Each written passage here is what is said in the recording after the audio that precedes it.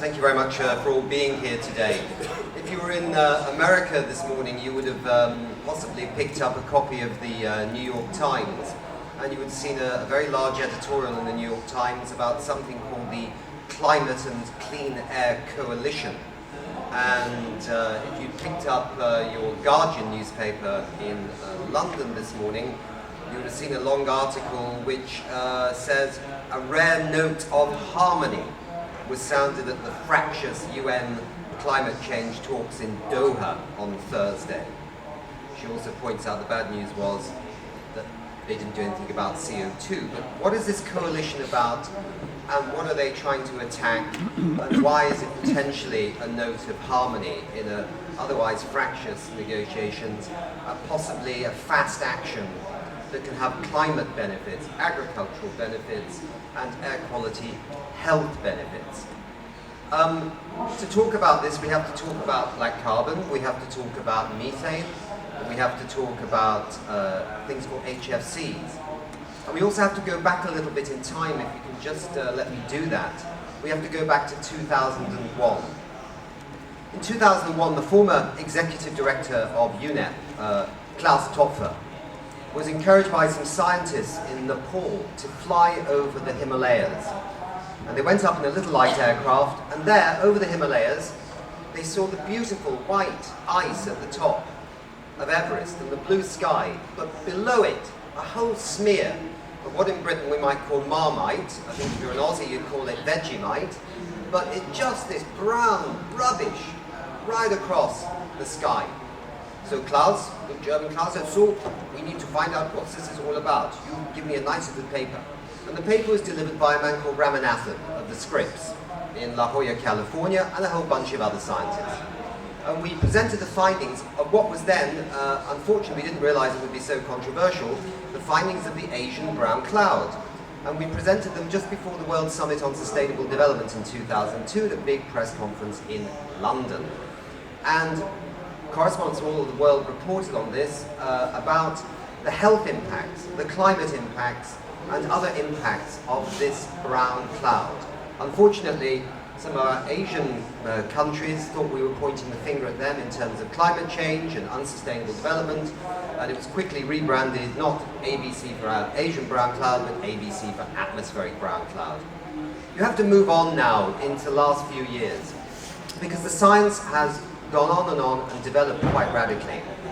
And through UNEP and working with others, working with Drew Schindel at NASA and colleagues, the big question was, okay, so this black carbon is actually killing people, maybe 2.5 million premature deaths.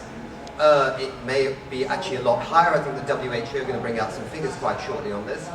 And it may be causing damage to crops because a lot of these substances like black carbon, but also the tropospheric ozone, which is aggravated by the methane emissions, which is another of these short-lived climate pollutants, they may be damaging maybe up to 30 million tons of crops a year. We may be losing 30 million tons of stable crops. But the big question came out with, in a sense, what you were talking about. How do you deal with this issue of black carbon causes global warming, but it's also co-emitted with lots of other things like sulfates, which cause cooling? I think the breakthrough on this happened really in about January 2002 when Schindel and colleagues working with UNEP looked at 2,000 possible pollution control abatements of things like black carbon and methane. And they narrowed it down to 14, where they consider that you can actually bring down the black carbon without causing the kind of cooling offsets, as it were, which would leave us with a kind of zero-sum game.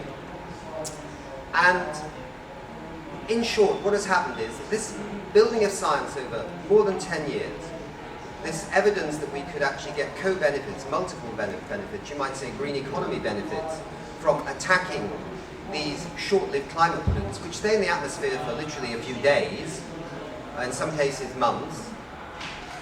Maybe you could get a fast response to climate change, deal with human health, and deal with food security. And this message rang home very much with Hillary Clinton in the White House. We know the United States has had real problems with dealing with CO2, with dealing with the negotiations here, but there are still some in the United States that would like to do something on climate change, and also Canada as well, but also Mexico. And in February, USA, Mexico, Canada, Bangladesh, Ghana, Vladimir, one of my colleagues down here will remind me, but it was 6 countries and the United Nations Environment Programme launched this coalition on climate and clean air. It's amazing how it's grown. Yesterday, the figure stood at 25 countries now joined the coalition, and there's something like 19 international organizations, NGOs, etc. So the partners have grown from February 6 to something like 50 right now. The question is, what are we going to do? Well, among those measures that were, in a sense, identified by Schindler and colleagues, among those 14 measures, the ones that the coalition are looking at is this. And they are basically reducing emissions of methane from landfills. First city involved is Rio de Janeiro. It was announced at Rio +20. There are others too now. Stockholm, Accra, and Lagos. So that's the beginning of that. HFCs. We know that HFCs are the replacements for HCFCs, which were replacements for CFCs. And it's a hell of a business, it's actually replacing these ozone-damaging chemicals. But anyway, HFCs, they are basically don't damage the ozone layer, but they are the replacements, and if they carry on, they basically could end up representing emissions in about 2050 or so, which is equal to all the transportation on this planet. So we have to make sure we don't replace HCFCs with HFCs. So they're working on that front. Heavy-duty diesel vehicles, that's the other target of the coalition. Brick production. You may be aware that around the world there are thousands and millions and trillions and whatever of small little brick production. Some with technologies that are 100 years old, burning tires, burning the most noxious substances, which used to be in the rural areas of the developing countries, but with the expansion of cities are now in the cities, causing terrible air pollution problems and ill health, and adding to all these other activities. Flaring from the oil and gas industry, another area. Anyway, what could be the benefits? Well, the benefits in terms of air quality, we're saying it's 2.5 million premature deaths saved, maybe more if we act on these. We're talking about, as I say, 30 million, maybe 35 million tons of staple crops saved because of reductions in this ground level ozone being triggered or aggravated by methane. And it could be a 0.5 degrees C reduction in the global temperature rise over the short term. 2040, 2045, whatever, in these kinds of areas. In the Arctic, it could be 0.7 degrees C. In the Arctic and the glaciated parts of the world, it's not just the black carbon and the climate change thing, but it's also the black carbon dropping on the ice and the albedo effect. And one of the big targets there needs to be Russia, who are doing a lot of agricultural waste burning, which is pouring into the Arctic. So this is potentially an interesting story. The reality we have to back it up with is one simple thing.